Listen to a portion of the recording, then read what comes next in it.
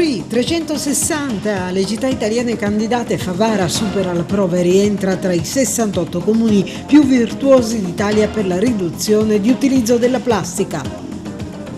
Ritornano le province, avranno presidente e consiglio, saranno espressione dell'elezione diretta, saranno 6 più 3 città metropolitane. È la fine del provvedimento voluto da Crocetta. Costano ben 660.000 euro al mese i vitalizi per gli ex deputati regionali e gli eredi. Con gli adeguamenti Istat sono ben 17 milioni l'anno. Nei pizzini i segreti della latitanza del boss, le indicazioni date alla sorella per eludere le microspie e ci sarebbe anche una talpa. Don Mario Solce lancia una forte riflessione sul ruolo della famiglia nell'attuale società.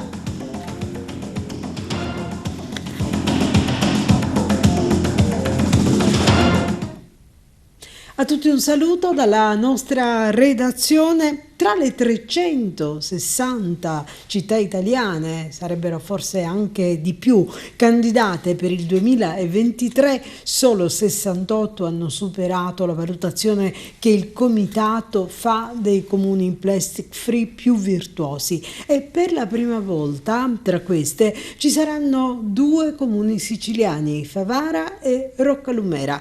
È un'iniziativa che ha voluto il comune di Bologna di concerto con l'associazione volontariato Plastic Free Onlus, impegnata a contrastare l'uso della plastica. Il trofeo vinto sarà una tartaruga e un attestato di virtuosità che verranno consegnati il prossimo 11 marzo presso il Palazzo Re Enzo del capoluogo emiliano. L'importante iniziativa del Comune di Bologna registra il patrocinio del Parlamento europeo, di Senato e Camera. Parliamo adesso del ritorno delle province, che saranno 6 più 3 città metropolitane. Avranno, come anticipato nei titoli, un presidente e un consiglio che verranno eletti proprio con elezione diretta e manda a casa questo nuovo provvedimento la riforma voluta allora da Crocetta. Vediamo. Via il percorso per la reintroduzione delle province regionali con l'elezione diretta di presidenti e consiglieri. Il governo Schifani ha varato il disegno di legge sulla riorganizzazione delle province e delle città metropolitane siciliane, che adesso sarà trasmesso all'Assemblea regionale siciliana. Colmiamo un vuoto che ha generato disservizi e inefficienza, ha spiegato il Presidente della Regione, illustrando il testo insieme al Vicepresidente San Martino, l'assessore alle autonomie locali Messina. Le province saranno 6, oltre alle 3 città metropolitane di Palermo, Catania e Messina. Il progetto di riforma individua gli organi di governo e la loro composizione, che vale in relazione alla popolazione residente, introduce la figura del consigliere supplente e stabilisce che almeno un quarto delle candidature sia riservato alle donne e prevede la preferenza di genere e fissa una quota di sbarramento al 5% per l'ingresso in consiglio provinciale. Lo schema precedente. I costi saranno gli stessi. Le province abolite sono state rimpiante da tutti gli italiani, non vedo grandi resistenze sulla reintroduzione perché i cittadini hanno capito come la riforma del Rio sia stata un grande fallimento legislativo. Si troverà naturalmente un'intesa sia con l'ANCI che con l'UPI, ci saranno delle concertazioni, delle audizioni sicuramente in commissione, però il dato è tratto, voglio dire, partiamo già da uno schema storicamente condiviso che aveva funzionato. Sappiamo bene purtroppo della disorganizzazione dei servizi e delle manutenzioni delle strade perché non c'era un interlocutore, abbiamo assistito a decenni di commissariamenti delle nostre province e adesso così in ottemperanza anche al nostro programma di governo abbiamo ritenuto opportuno, e l'abbiamo fatto in tempo record come vedete, di ridare di nuovo vita alle province con il voto a suffragio universale. Ogni mese la regione siciliana spende circa 660.000 euro per 143 assegni vitalizi erogati agli ex deputati che incassano una media di 5.000 euro lordi ciascuno, quindi non c'è nessuna crisi per pensioni e vitalizi nell'Isola del Sole che costano annualmente oltre 17 milioni di euro erogati agli ex deputati regionali e con l'ultimo adeguamento Istat avranno complessivamente 1 milione in più che finiranno suddivisi nei conti correnti anche di eredi e vedove. Una situazione questa che certamente è destinata a fare discutere ancora se si considera la crisi che attanaglia le imprese siciliane, la fuga di cervelli e le difficoltà delle famiglie. E ogni commento in merito è veramente superfluo. Passiamo adesso ad un'altra pagina, la vicenda dell'arresto del boss Matteo Messina Denaro, che diceva alla sorella: le microspie ci sono sempre da te, se invece sono telecamere devono avere per forza un buco rotondo o rettangolare. Ultimamente montano queste che hanno un buco rettangolare, pensano che hanno più visuale. Chiama un elettricista, poi diceva Matteo Messina Denaro alla sorella, ma è meglio se le levi tu. Tutto questo è contenuto nei pizzini che rivelano costantemente nuove situazioni attraverso le quali Matteo Messina Denaro continuava dalla sua latitanza a dare comunque ordini e a sapere tutto quanto il servizio. La sorella di Matteo Messina Denaro, Rosalia, arrestata ieri, sapeva del funzionamento delle telecamere installate dalla Polizia Giudiziaria per finalità investigative. Lo scrivono i magistrati, che sono certi che il superlatitante abbia potuto contare sull'aiuto di una talpa. E lì le ipotesi sono due: o si tratta di qualcuno appartenente alle forze dell'ordine o di uno specialista che avesse una mirata conoscenza del settore e dunque il solo che potesse sapere questo tipo di informazioni. Il sospetto viene agli inquirenti analizzando un lessico molto tecnico che fa riferimento a cassette di rilancio del segnale che vengono utilizzate per rendere anonima la trasmissione dei segnali audio e video, aggiungono i PM della direzione distrettuale. Ed era stato proprio Matteo Messina Denaro ad indicare alla sorella come tutelare la sua privacy attraverso uno dei pizzini ritrovati in uno dei covi. E passiamo adesso all'argomento Covid, che finalmente sembra un po' con il suo spettro allontanarsi, perché si registra un calo dei contagi e anche delle ospedalizzazioni. Vediamo. Nella settimana dal 20 al 26 febbraio 2023 in Sicilia si è assistito ancora a un netto decremento delle nuove infezioni, in linea con la tendenza nel territorio nazionale. I nuovi casi positivi diagnosticati sono stati 1380, ben l'11,76% in meno, con un'incidenza di 29 casi su ogni 100.000 abitanti. Il tasso dei nuovi positivi più elevato rispetto alla media regionale si è registrato nelle province di Trapani, con il dato 38 su 100.000 abitanti, quindi Messina 36 100.000 abitanti, Palermo 34. Le fasce di età maggiormente a rischio sono quelli che superano gli anni 90, 57 su 100.000, quindi gli anni 80 e gli 89 anni, 44 su 100.000. I dati sono riportati nell'ultimo bollettino settimanale a cura del DASOE, il Dipartimento per le Attività Sanitarie e Osservatorio dell'Assessorato della Salute della Regione Siciliana. Le nuove ospedalizzazioni sono in lieve diminuzione, sebbene la diffusione dei contagi pregressi si rifletta ancora su una prevalenza di soggetti ospedalizzati con positività concomitante da Covid-19. Per quanto riguarda i vaccini, i dati sono aggiornati al 28 febbraio. Nel target dai 5 agli 11 anni, i vaccinati con almeno una dose si attestano intorno al 24%, 61.970 i bambini che risultano con ciclo primario completato, pari a circa il 20%. Nel target over i 12 anni, i vaccinati con almeno una dose si attestano intorno al 91%, i soggetti che hanno completato il ciclo primario sono l'89,61%. I cittadini che non hanno effettuato la terza dose pur avendo maturato il diritto a riceverla sono ancora 1120.658. I vaccinati con dose aggiuntive cosiddetto booster sono 2.773.984, pari a un livello del 71,23%. Degli aventi diritto, incluso il target 5-11 anni, le somministrazioni di quarta dose sono circa 242.000, di cui 213.000 a soggetti che superano i 60 anni. Le quinte dosi somministrate risultano complessivamente 9.979. E naturalmente, come ogni settimana, c'è il punto che fa per l'ASP il commissario Zappia.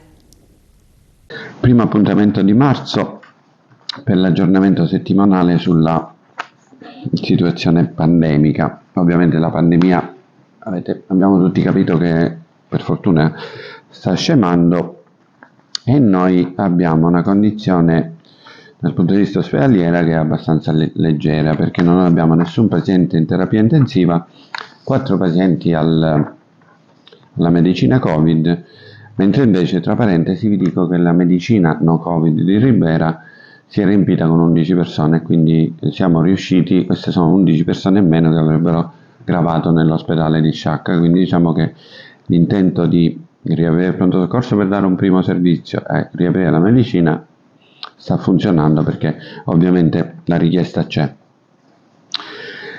Vi dico sempre che vi dico anche questa volta che i tamponi positivi sul totale sono arrivati al 10% e il numero di vaccini continua a essere anche a 3 cifre, quindi 72 in una settimana per tutta la provincia. Quindi sono numeri che non hanno nessuna significatività. Invece è importante darvi qualche notizia per quanto riguarda le proroghe del personale Covid. Al di là di quello che è stato detto dalla stampa, dai notiziari in generale, in cui parlavano di una proroga di 10 giorni all'ASP di Agrigento, vi dico che è stata fatta la proroga fino a giugno per tutti i sanitari, quindi medici, infermieri, OS, farmacisti, ostetrica, tutto il personale sanitario. Per quanto riguarda il personale amministrativo, non abbiamo potuto fare la proroga il 28 pomeriggio, che è l'ultimo giorno per poterla fare. Ci siamo presi 10 giorni di tempo di differimento per poter, quindi fino al 10 marzo, intervenire e fare le delibere, perché abbiamo bisogno, da decreto mille proroghe, che anche questo è uscito il 28 è stata una giornata campale, circolare dell'assessorato nel pomeriggio per la scadenza della stessa giornata, e mille proroghe che era uscito il giorno prima, quindi stavamo approfondendo per non interrompere il servizio di chi ne aveva diritto. Abbiamo fatto il differimento di 10 giorni, quindi i ragazzi l'indomani sono andati tranquillamente a lavorare e noi abbiamo pronte le delibere che penso tra lunedì e martedì verranno fatte per una proroga fino al 30 aprile del personale amministrativo, quindi non sono i 10 giorni, i 10 giorni sono tecnici, perché il vincolo che ci dà il mille proroghe e quindi anche la circolare dell'assessorato è che noi possiamo eventualmente stabilizzare, quindi mettere in pianta organica le persone che hanno una casellina nella nostra dotazione organica. E quindi per quanto riguarda gli amministrativi abbiamo dovuto verificare quante possibilità abbiamo e cerchiamo di fare in modo di mantenere tutti all'interno almeno gli amministrativi. Purtroppo non è stato possibile farlo a oggi, sia per gli educatori che per gli ingegneri informatici e per i tecnici. Il personale del comparto tecnico dal mille proroghe è stato estromesso. Stiamo approfondendo per vedere come recuperare, ma ovviamente intanto la risposta oggi è che oggi non abbiamo nulla di pronto per loro, ma stiamo cercando di capire se ci sono gli spiragli per poterlo fare.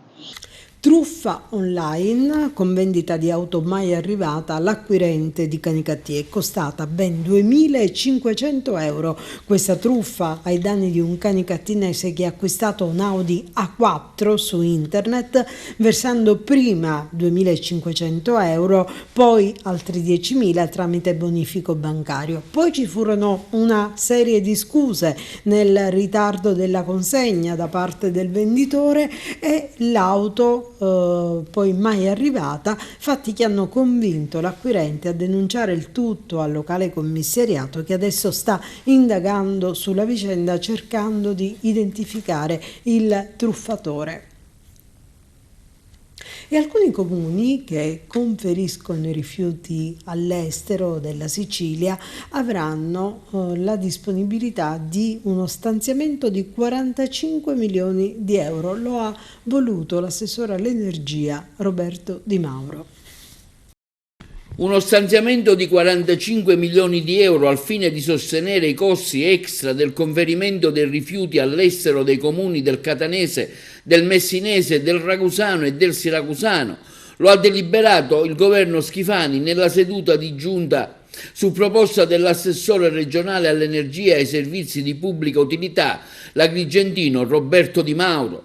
Si avvia un percorso, dichiara Di Mauro, al fine di sostenere i comuni che conferiscono all'estero e devono adottare il piano esecutivo di gestione cosiddetto PEG, aderente ai reali costi del servizio.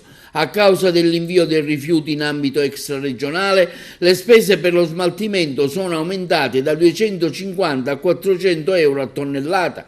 Con questa iniziativa, continua Di Mauro, condivisa con le SRR dei territori coinvolti, daremo ai vari comuni un contributo che terrà conto dell'effettiva spesa sostenuta e della capacità di raccolta differenziata. I criteri di ripartizione degli aiuti da erogare alle amministrazioni comunali riguarderanno il calcolo dei costi sostenuti nel secondo semestre del 2022, la quantificazione della spesa ulteriore rispetto alle tariffe base, la percentuale dei rifiuti inviati all'estero e quella raccolta indifferenziata. Le risorse provengono da una precedente riprogrammazione dei fondi POFESR, Patto per la Sicilia, FSC e POC.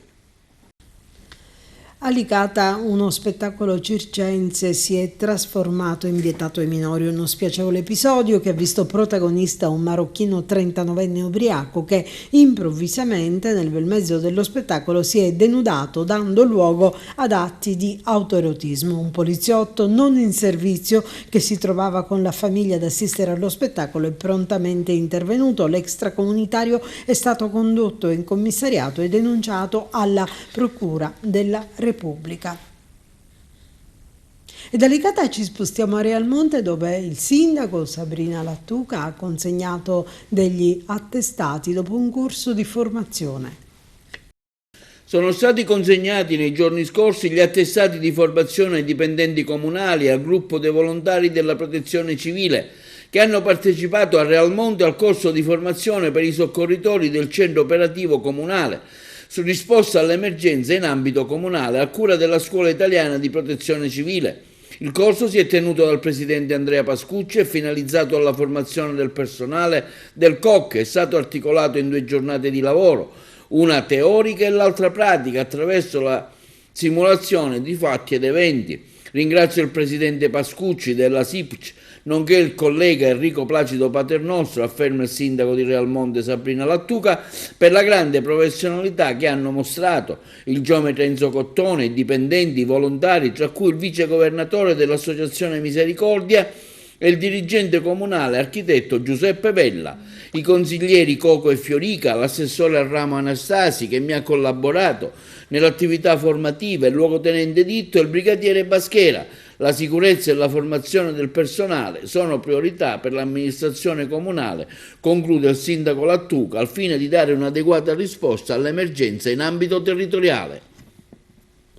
Torna a riunirsi mercoledì 8 marzo alle ore 19 il Consiglio Comunale di Favara con 9 punti all'ordine del giorno, tra i quali la modifica del regolamento per il funzionamento del Consiglio Comunale. Ne sapremo di più tra poco attraverso Giuseppe Moscato.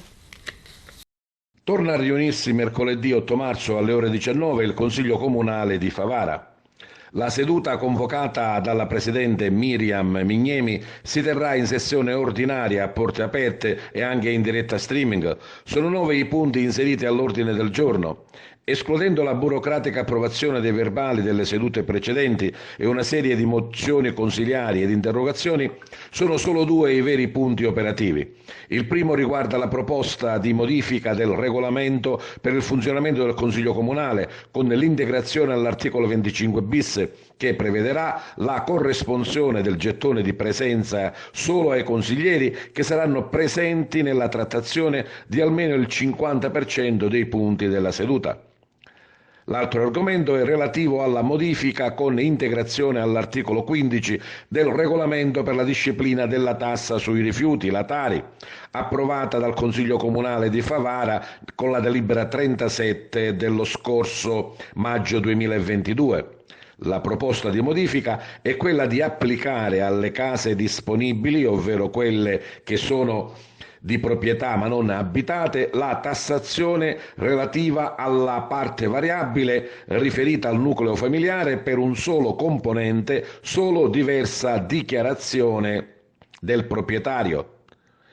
Le mozioni invece riguardano la verifica e il ripristino del manto stradale in tutto il territorio comunale a seguito dei lavori di metanizzazione, interventi di contrasto agli atti di vandalismo che ha subito l'Istituto Comprensivo Bersagliere Urso Mendola, anche la manutenzione ordinaria e straordinaria di Piazza Don Giustino, poi la richiesta di sblocco dei crediti maturati in ambito bonus 110%, ma anche i mancati interventi di controllo, messa in sicurezza e ripristino del manto stradale, ed infine una interrogazione sulle pratiche edilizie e gli oneri concessori. La famiglia resta un cardine fondamentale per la nostra società, proprio per questo Don Mario Sorge ha coordinato l'organizzazione di un importante e partecipato incontro sul tema Family per una cultura della famiglia. Don Mario, un'interessante iniziativa, oggi si parla di difesa di vita, di famiglia qui presso la parrocchia del Sacro Cuore di Gesù, con interventi qualificati.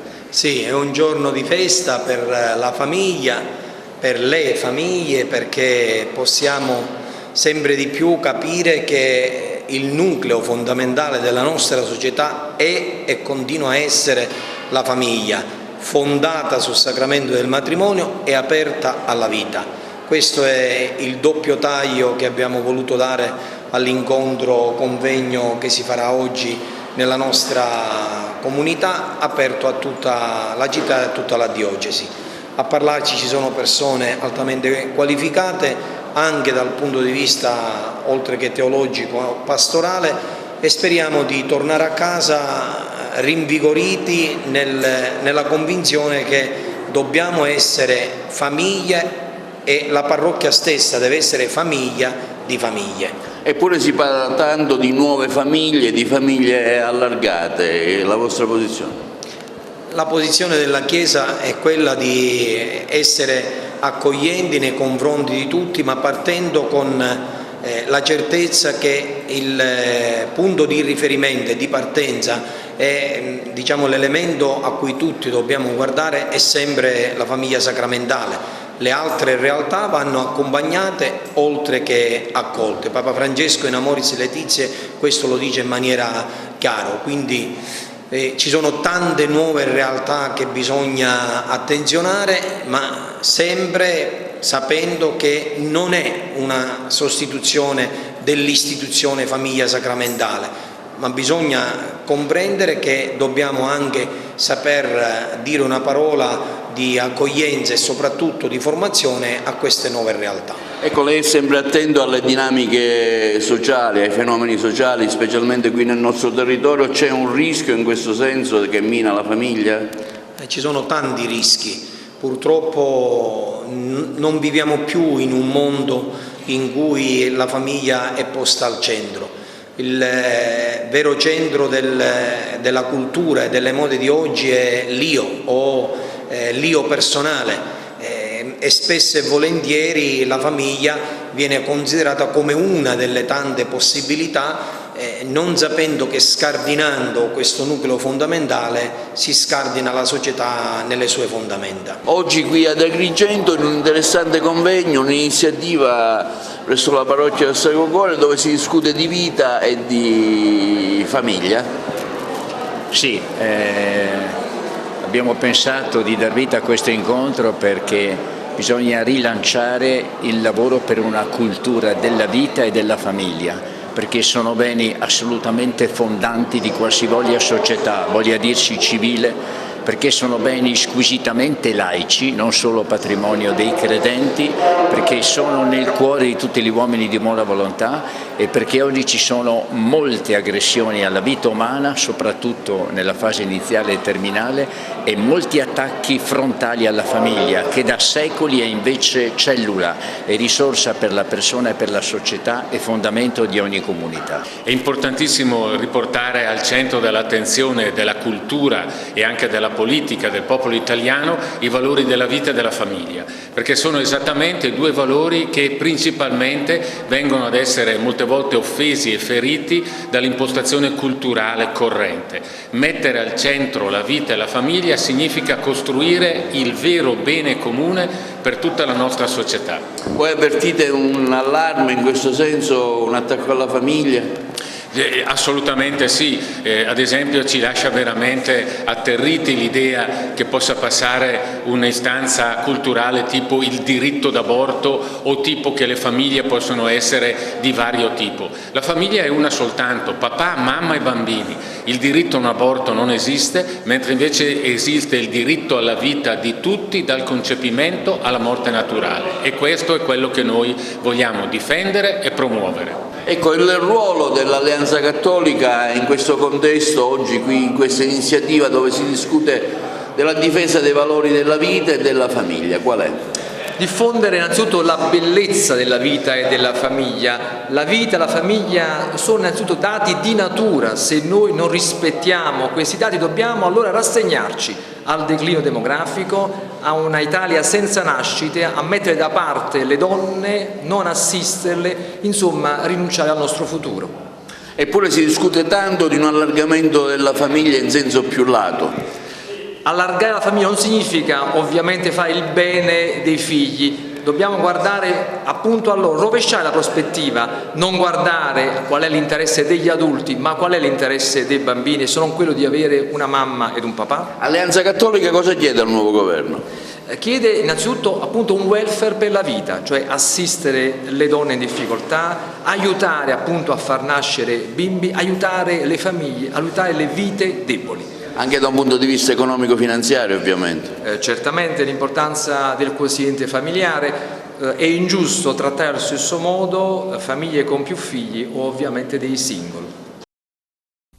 Ed è stata imbrattata di vernice rossa la porta d'ingresso della casa di un avvocato. Sul fatto stanno indagando i carabinieri di Ravanusa, coordinati da quelli della compagnia di Licata. I dettagli sono attualmente coperti da riservo. La zona dove è avvenuto il fatto però è coperta da sistemi di sorveglianza che sono certamente al vaglio degli inquirenti per capire se possa essersi trattato di un avvertimento o di una bravata.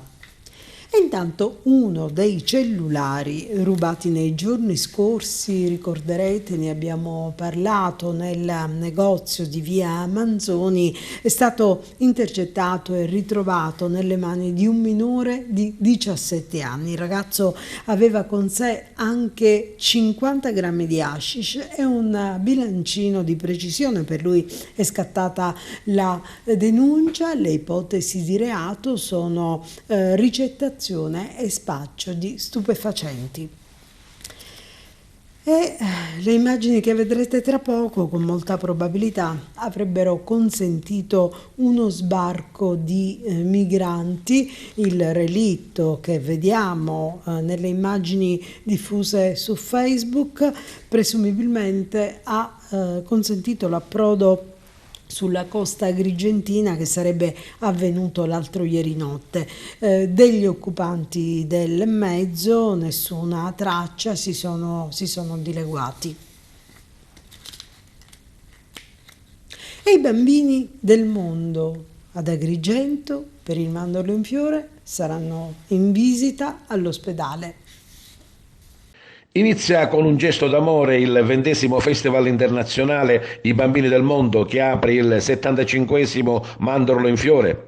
Come da tradizione, prima di iniziare le loro performance artistiche, i Bambini del Mondo si sono recati questa mattina a far visita ai bambini ricoverati presso il reparto di pediatria dell'ospedale San Giovanni di Dio di Agrigento, per portare loro un sorriso, una carezza e anche momenti di folklore. A rallegrare la corsia il gruppo Compagnia Folclorica Hidalgo del Messico, che ha dato un saggio del loro folklore, travolgente musica messicana che ha coinvolto tutti, bambini ricoverati, genitori e operatori sanitari. Una bella iniziativa che si è instaurata tempo fa tra l'AIFA e il dottore Giuseppe Gramaglia proprio per portare allegria e folklore in questo momento particolare ai bambini ricoverati. Ma sentiamoli. Abbiamo ripreso finalmente la tradizione dello spettacolo dei Bambini del Mondo, del Festival internazionale del folklore, che sono venuti a trovare i bambini degenti nel reparto di pediatria.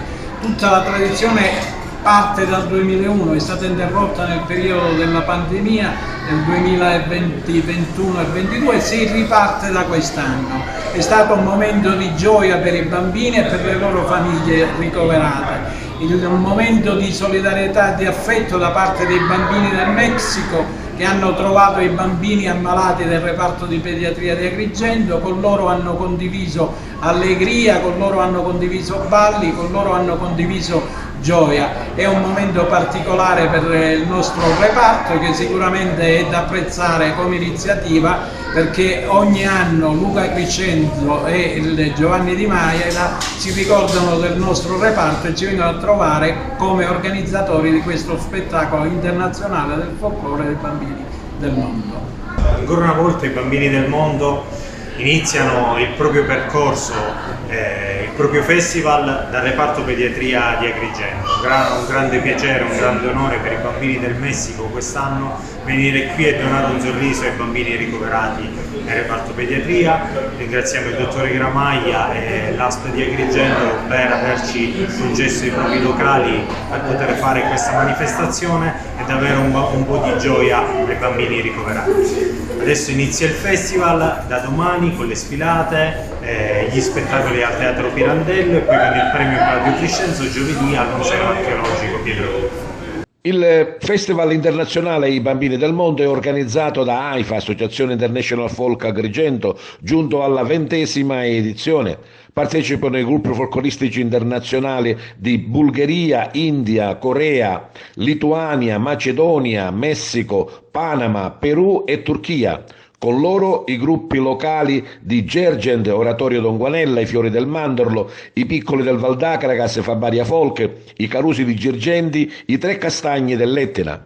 Domani domenica 5 marzo alle ore 10 il primo bagno di folla con la sfilata che dà inizio al 75° Mandorlo in Fiore. I Bambini del Mondo alle 20:30 invece al Teatro Pirandello daranno corso allo spettacolo di apertura del Festival internazionale con la presenza di gruppi internazionali e agrigentini.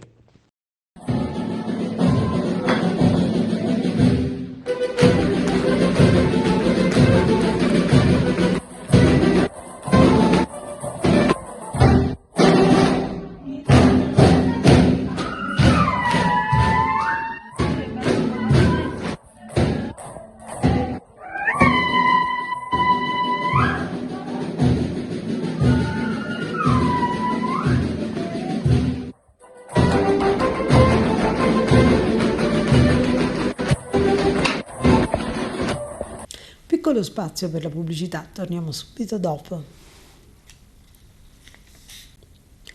Considerato il numero di presenze che si attendono per le 2 giornate, con l'apertura domenicale si ritiene di svolgere un servizio che nel passato è stato molto apprezzato dai numerosi visitatori che si ritroveranno nel centro storico di Agrigento. Lo afferma oggi in una nota il presidente provinciale di Assopanificatori Davide Dallicardillo, che con queste parole esprime vivo compiacimento per la decisione del sindaco di Agrigento di consentire l'apertura dei panifici nelle 2 domeniche coincidenti il mandorlo in fiore. La giornata mondiale della natura è stata ricordata dal WWF Area Sicilia Mediterranea. L'Associazione in difesa dell'ambiente ha incontrato gli alunni delle scuole elementari e medie di Villafranca Sicula. La giornata mondiale della natura è stata onorata dal WWF Sicilia Area Mediterranea in un incontro con i ragazzi delle scuole elementari e medie di Villafranca Sicula, dove al centro diurno erano attesi dal sindaco Gaetano Bruccoleri, dal dirigente scolastico Vito Ferrantelli, dall'insegnante e referente del progetto dell'Istituto Roncalli Elena Accardi. L'incontro si è aperto con un collegamento con il centro di recupero tartarughe marine di Lampedusa, dove Daniela Faggi ha spiegato ai ragazzi la delicatezza e la fragilità dell'ecosistema marino e di come l'uomo può intervenire attraverso l'uso sapiente delle sue conoscenze. A seguire quindi il presidente del WWF Sicilia Area Mediterranea Giuseppe Mazzotta, che si è soffermato sulla bellezza del sapere e di quanto bello sia essere volontari di un'organizzazione planetaria come il WWF, riconoscibile in tutto il mondo e con attività che riguardano l'ambiente a 360 gradi. Poi è stata la volta dell'ingegnere Mario Di Giovanni, esperto WWF, che ha rappresentato gli scenari dovuti all'emergenza climatica in atto e di quanto sia urgente e necessario porvi rimedio ai guasti prodotti dell'umanità nel corso degli ultimi 100 anni. Quindi i ragazzi hanno posto tanti bei quesiti ai quali i rappresentanti del WWF hanno risposto senza reticenze, con un linguaggio semplice e diretto. Abbiamo riaffermato come sia importante rivolgersi alle generazioni in crescita. Informazione è unica speranza in un'epoca in cui la gerontocrazia impera, ma questo perché evidentemente il nuovo non riesce ad avanzare. Una rubrica che i carabinieri destinano alla educazione, allo smaltimento dei rifiuti, si chiama Smaltire senza inquinare e oggi parlano di oli esausti. Cosa farne? Vediamo.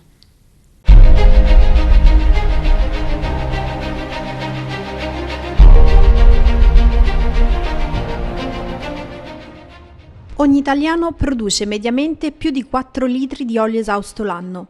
Smaltire nel modo scorretto l'olio di frittura o quello delle conserve, sversandolo nel lavandino della cucina o peggio ancora nello scarico del water, può causare gravissimi danni al nostro pianeta, perché non biodegradabile. Un errato smaltimento dell'olio domestico esausto provoca grave inquinamento sia per il sottosuolo, sia per le falde acquifere, rendendo l'acqua non potabile, e inficia il corretto funzionamento dei depuratori. 1 litro di olio disperso nell'ambiente può inquinare fino a 1 milione di litri di acqua e per essere smaltito occorrono oltre 10 anni. Quali controlli effettua l'Arma dei Carabinieri, in particolare il NOE, per garantire il corretto conferimento degli oli? Effettua 2 livelli di controllo. Il primo, che riguarda sostanzialmente gli esercizi commerciali e le attività ricettive. Un secondo livello con il controllo dell'intera filiera, dal trasporto allo smaltimento, fino ad arrivare al controllo degli impianti di smaltimento. Per smaltire in modo corretto l'olio alimentare esausto è necessario riversarlo in contenitori ben chiusi. I recipienti potranno essere conferiti in punti di raccolta o nelle isole ecologiche più vicine. È vietato immettere all'interno dei contenitori lubrificanti o oli minerali come quelli utilizzati per le macchine, che prevedono un trattamento diverso. Quali tipi di reati possono configurarsi da smaltimenti non corretti? Dei reati di natura contravvenzionale, con ammende che vanno dai 2.600 ai 26.000 euro, fino ad arrivare a delitti previsti dal codice penale come i reati di inquinamento, di traffico illecito di rifiuti, finanche ai reati associativi. Cosa rischia chi inquina? In campo ambientale vige il principio del chi inquina paga, pertanto il soggetto che si è reso responsabile dell'inquinamento sarà tenuto a risarcire i costi della bonifica e del ripristino ambientale. L'olio correttamente riciclato può essere utilizzato per realizzare candele, sapone, cosmetici, oli per macchine agricole, inchiostro, biolubrificante e biocarburante. Gli oli vegetali esausti sono merce preziosa sul mercato dei rifiuti, tanto da aver attirato l'attenzione della criminalità organizzata. È per questo motivo che il Nucleo Operativo Ecologico sta affrontando i controlli sull'intera filiera per far sì che le organizzazioni criminose più strutturate anche non mettano le mani su questo settore. Per ciascuna tonnellata di olio esausto rigenerato e utilizzato per la produzione di biocarburante si evitano 3,5 tonnellate di CO2 emesse in atmosfera, oltre a ridurre il ricorso ai combustibili fossili. Il corretto smaltimento degli oli esausti è una pratica fondamentale per la salvaguardia ambientale e per il raggiungimento degli obiettivi di sostenibilità promossi all'interno dei paradigmi di economia circolare.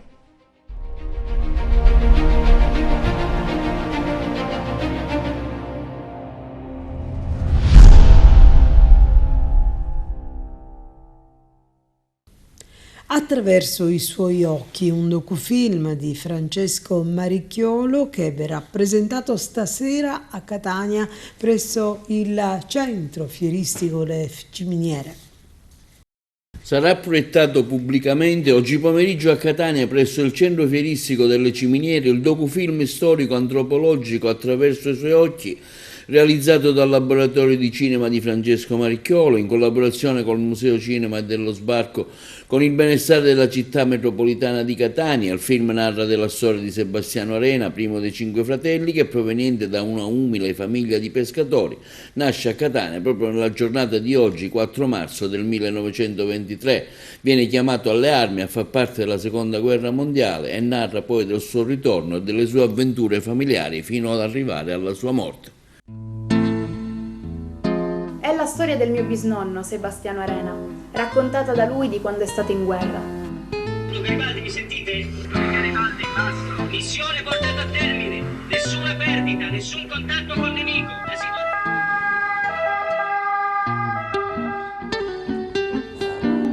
Sarà sicuramente il femore, la dobbiamo portare in ospedale. Vieni con me, ti offro la colazione. Mio nonno non è una persona noiosa, tante cose da raccontare.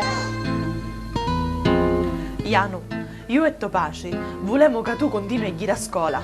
Mamma finì la quinta elementare, ora vuol dire che ci va a chiare. Lui era un po' come noi, gli piaceva il cinema per esempio. Signore, 2 soldini, posso entrare?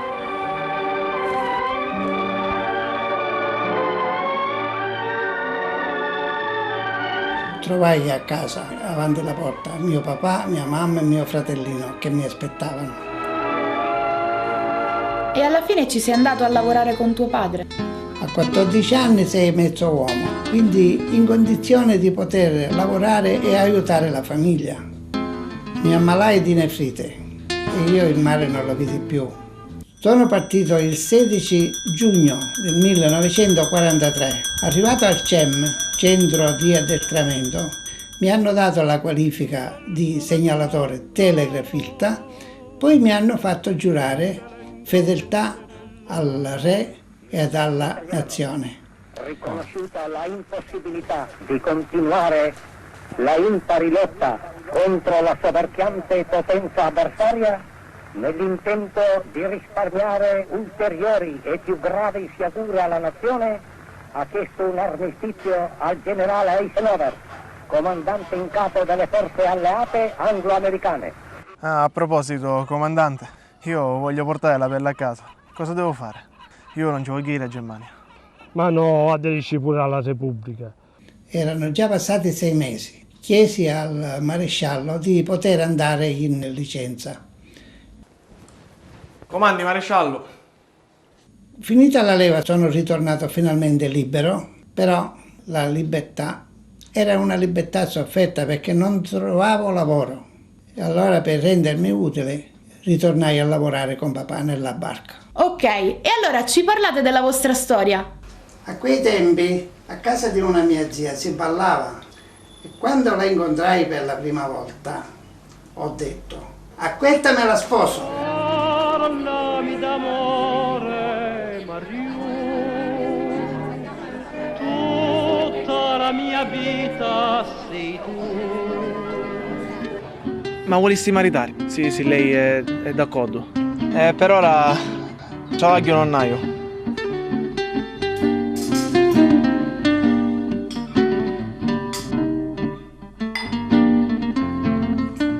ci siamo voluti bene.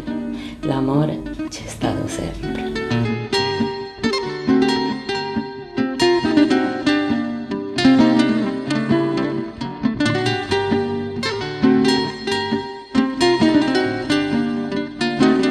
Nel 1963 ho provato a lavorare in proprio e presi in gestione un bar in società con un parente. Sempre in disdetta, sempre in bolletta.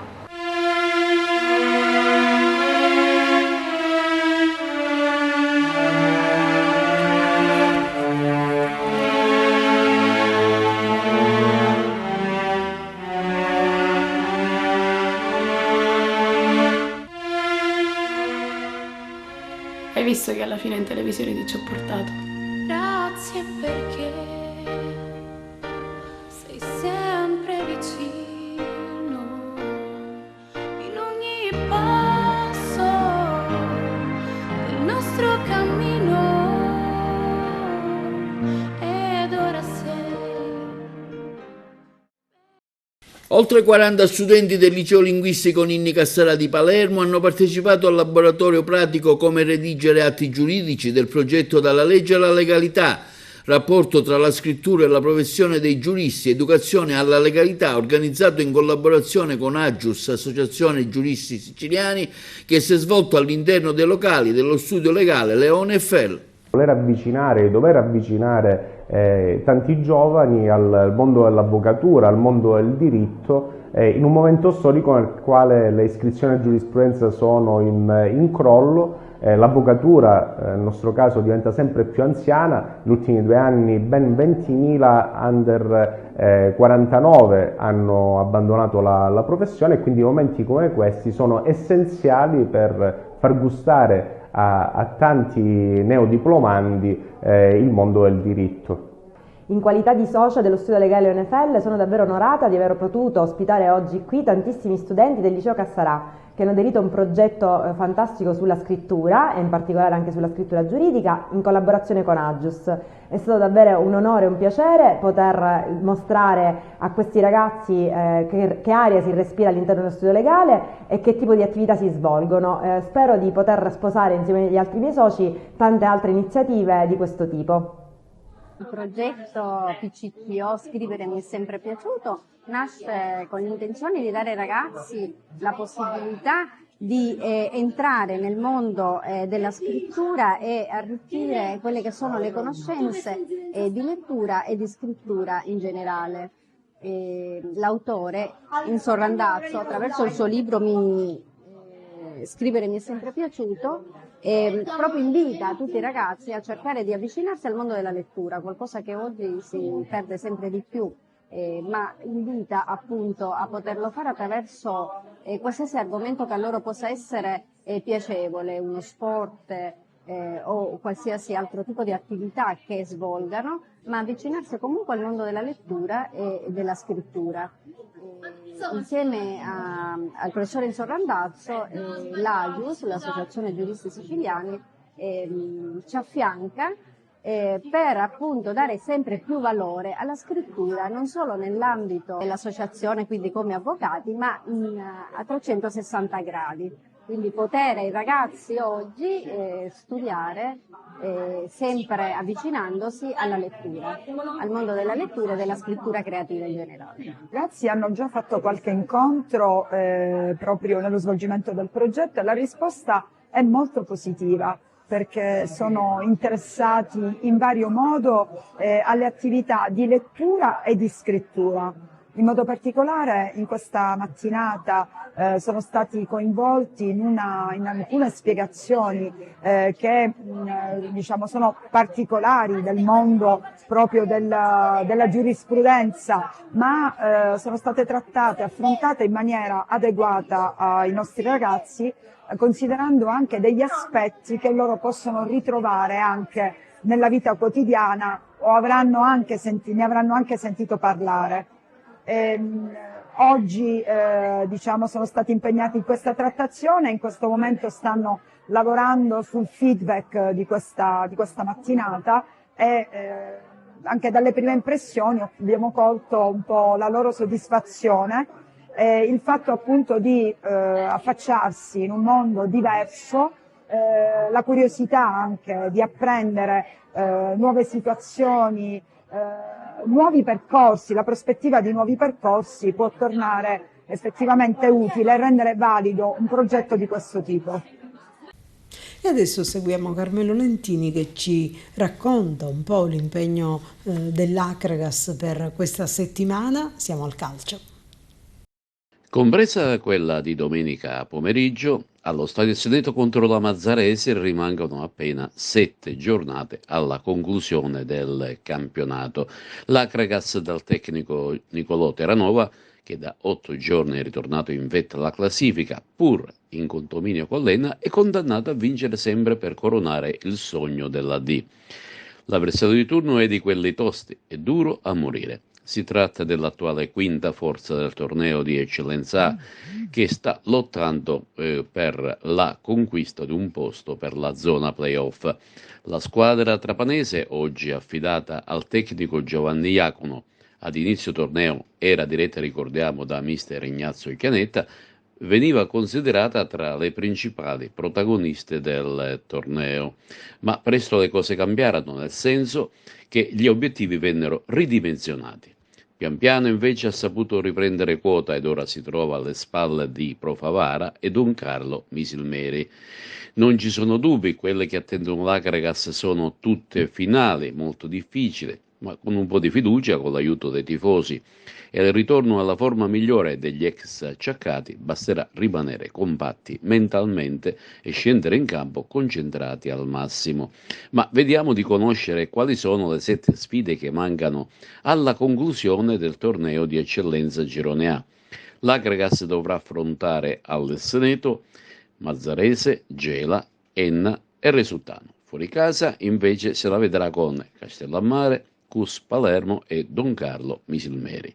E l'Enna, al Gaeta, dovranno scendere in campo Nissa, Oratorio Marineo e Parmonval, quindi 3 partite casalinghe, mentre fuori ne rimarrebbero 4 e sono con Mazzara, Casteldaccia, Acragas e Pro Favara.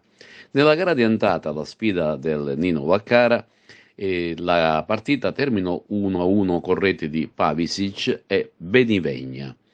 E vantaggio biancazzurro e poi pari definitivo della compagine di casa. La gara del Seneto Fischio d'inizio alle ore 15 verrà diretta da Davide Patti di Palermo con assistenti Andrea e Calanni di Barcellona Pozzo di Gotto e Nicola Conticello di Catania. Le 2 compagini mazzarese, vale a dire il Mazzara e appunto la Mazzarese, possono incidere notevolmente sul futuro delle 2 attuali capolista del girone A di Eccellenza. Entrambe infatti saranno chiamate al doppio scontro sia contro l'Enna, la prima, sia contro l'Acragas e fuori casa, la seconda. Ecco perché l'interesse generale di queste 2 gare è calamitato fortemente agli addetti ai lavori. E chi segna il passo potrebbe infatti dire addio ai sogni di gloria, ma vediamo come si presenta la giornata per quanto riguarda le squadre agrigentine. Partiamo intanto da Mazzara-Enna, che è una gara da tripla, e a dirigere questo match molto difficile è stato il chiamato Leonardo Cipolloni di Foligno. Pro Favara invece è pronto al riscatto dopo la sconfitta interna con l'Acragas. Giocherà in trasferta questo sabato sul rettangolo sabbioso dello stadio Lo Monaco di Partanna Montello contro il fanalino di coda Parmonval dei Giovani. A dirigere questa gara è stato chiamato Davide Testoni di Ciampino, che verrà coadiuvato da Elvira Rizzo di Enna e da Vincenzo Settipani di Trapani. L'ultima agrigentina della categoria, vale a dire lo sciacca di Totò Brucoleri, è chiamata allo scontro interno contro il Resultana. Questo incontro è stato affidato a Flavio Giuseppe Bertolino di Trapani con assistenti Giuseppe Corona di Marsala e Lorenzo Biunda di Trapani. Ed ora spazio alle interviste. Il patron dell'Acragas Giuseppe Deni questa mattina ha incontrato la squadra in vista della sfida di domani contro la Mazzarese all'Esseneto di Agrigento. Cosa ha detto ai giocatori?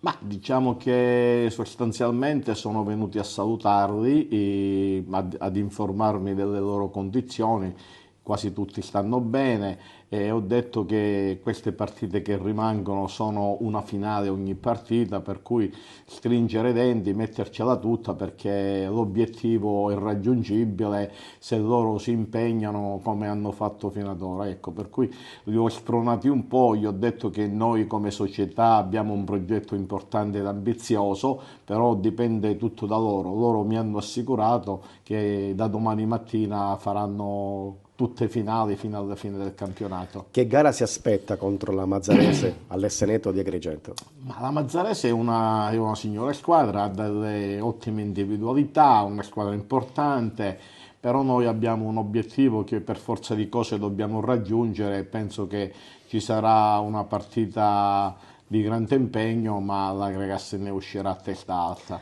Grazie alla vittoria sul campo della Pro Favara, l'Akragas ha riconquistato la vetta della classifica. Insieme all'Enna sarà duello fino all'ultima giornata. Come vede questo finale di stagione? Ma diciamo che l'Akragas nelle ultime partite, prima di quella di Favara, aveva avuto un abbassamento di tono.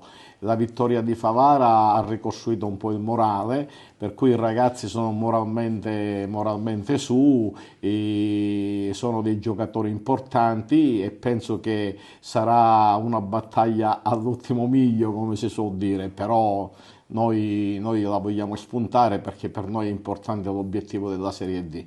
L'Akragas, come lei ha ribadito, punta senza mezzi termini al salto di categoria, adesso più che mai. Assolutamente sì, anche perché se raggiungendo l'obiettivo l'anno prossimo faremo un discorso abbastanza importante.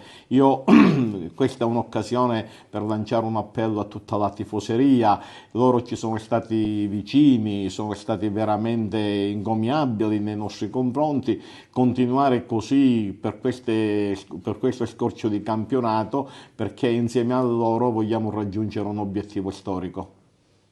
E termina qui il nostro telegiornale. Noi vi ringraziamo per averci fin qui seguito. La nostra informazione torna lunedì puntuale alle ore 14. Intanto concediamoci tutti un buon weekend. Arrivederci.